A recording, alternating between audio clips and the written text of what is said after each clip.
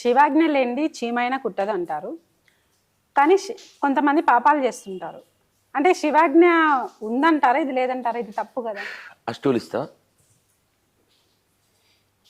నాకిప్పుడు నాకు ఒక స్వతంత్రం ఉంది. దీన్ని ఇలా పెట్టి నాకు ఇలా అసిస్టెంట్గా దీన్ని సపరెట్టుకోవచ్చు. లేదు నేను ఇలా తీసి మీ మీద వేసరచ్చు. ఇప్పుడు శివుడి మీద తోయిచ్చా, నేను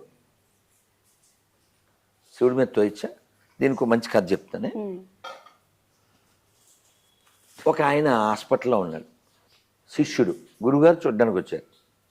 ఏరా అంటే, మీరే కదా గురువుగారు మొన్న చెప్పారు అంతా పరబ్రహ్మ స్వరూపం అని చెప్పారుగా, అసలు దానికి దీనికి సంబంధం ఏంట్రా?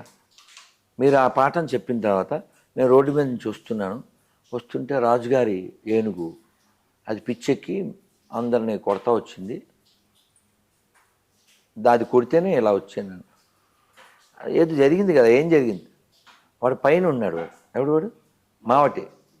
పంతులు గారు తప్పుకోండి అన్నాడు.